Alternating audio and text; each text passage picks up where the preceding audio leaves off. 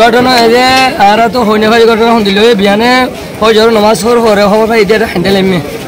তা হ্যান্ডেল এমে মাইক মাদে এলাং করে দিই মসজিদ মারি এলাং করে দিয়ে ফারিলে পাইরে আর কিছু ইঞ্জুর মানুষ ইঞ্জুর মশাইরে মানে আর মুরুদ চারিবারে তুলিয়ে ঘরত মানে দুজনেরে স্কুল গলে দুজন গরম মারে ধরা হলে দিলে বসো পাইব কথা কথা পাইব এনে বুঝি দিলে মুড়া হাইতে মাইতে দিলে মুড়া আছে দিলে মুড়া ইনরে লুং নদীরে মানে এলে সুন্দর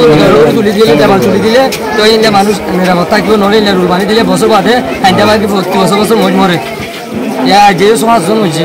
প্রায় তোর এই 3টা বাজে পর্যন্ত ইয়ান একবার ফায়ার লামিয়া এর একবার মৃত্যু হয়ে 4জনের মরি গিয়ে ক্লিয়ার তো এটা দিয়ান দেখান তেরবাল ন দেই তারা ইয়ার আগে না নরম আসিল এই আয়ু মো তেরবাল ন দিন বিনা ফজর মধ্যে আনি ওর তেরবাল ইন বেগিন দিয়ে দিয়া ইয়ার আগে তেরবাল কাছে ন দে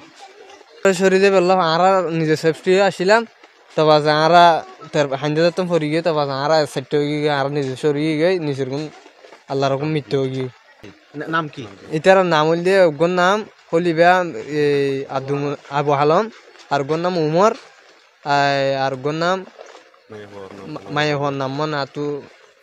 দূর মনন নহরের গুমত গুমত গুমত রাত বিকেলবেলা রাত 3টায় রাত্রি ঠিক 3টার দিকে আমরা মেসেজ পেয়েছি কারণ গতকালকে থেকে মুষলধারে বৃষ্টি হচ্ছিল তো 3টার দিকে আমরা মেসেজ পেয়েছি আর রোহিঙ্গা ক্যাম্প 9-এ কিছু পাহাড় ধস হয়েছে পাহাড় ধসে কিছু লোকজন আটকে পড়ে আছে তো সাথে সাথে আমরা উখিয়া থেকে 2টা ইউনিট এসে ওখান থেকে 2জন ব্যক্তিকে ওখান থেকে রেস্কিউ করা হয় এর পরবর্তীতে আমরা ভোর 6টার দিকে আবার একটা মেসেজ আসে সেই মেসেজের সূত্রে আমরা 10 নম্বর ক্যাম্পে আবারও 2টা ইউনিট পাঠানো হয় সে পাঠানোর প্রেক্ষিতে ওখান থেকে আমরা 4জন রোহিঙ্গা ব্যক্তিকে আমাদের ফায়ার সার্ভিস কর্তৃক উদ্ধার করা হয় টোটাল আমাদের ফায়ার সার্ভিস ও সিভিল ডিফেন্সের পক্ষ থেকে আমরা 6জন ব্যক্তিকে আমরা মৃতদেহ আমরা উদ্ধার করতে সক্ষম হয়েছি এটা তো ঝুঁকিপূর্ণ বলতে পাহাড়ের পাদদেশে যারা বসবাস করছে এবং পাহাড়কে যারা কেটে ন্যাড়া করে যারা ঝুঁকিপূর্ণ অবস্থানে যারা অবস্থান করছেন তারা খুবই ঝুঁকিপূর্ণ অবস্থানে আছে সেটা তো অনস্বীকার্য তো আমরা তাদেরকে মেসেজ দিচ্ছি এবং তাদেরকে গত বৃষ্টির সময় আমরা তাদেরকে মেসেজ দিয়েছিলাম যারা পাহাড়ের পাদদেশে যারা ঘর তৈরি করেছেন এবং ঝুঁকিপূর্ণ অবস্থানে আছেন তারা ওই এলাকা থেকে সরে যাওয়ার জন্য এখনও পূর্বাভাস আছে ভারী বৃষ্টি হওয়ার সম্ভাবনা আছে আমাদের মাধ্যমে তাদেরকে অনুরোধ জানাবো যারা ঝুঁকিপূর্ণ অবস্থান আছে তারা ঝুঁকিপূর্ণ অবস্থান থেকে তারা এখান থেকে সরে যাওয়ার জন্য কারণ ভারী বৃষ্টি হলেই দেখা যাচ্ছে মাটিগুলো যে কোনো সময় সেগুলো ভেঙে চুরে ঘর বাড়ি ভেঙে তারা হতাহত হওয়ার প্রচুর আশঙ্কা পড়ে ভারতবর্ষের সর্বপ্রথম আমার এলাকায় আমার 4 নম্বর ওয়ার্ডের সুরাকোলা নামক স্থানে রোহিঙ্গা ক্যাম্পের বাহিরে রোহিঙ্গা ক্যাম্পের সাথে লাগোয়া আমার ওই উলামিয়ার পুত্র শাহ আলমের বাড়ি ছিল শাহ আলমের বাড়ি রাত 3টার সময়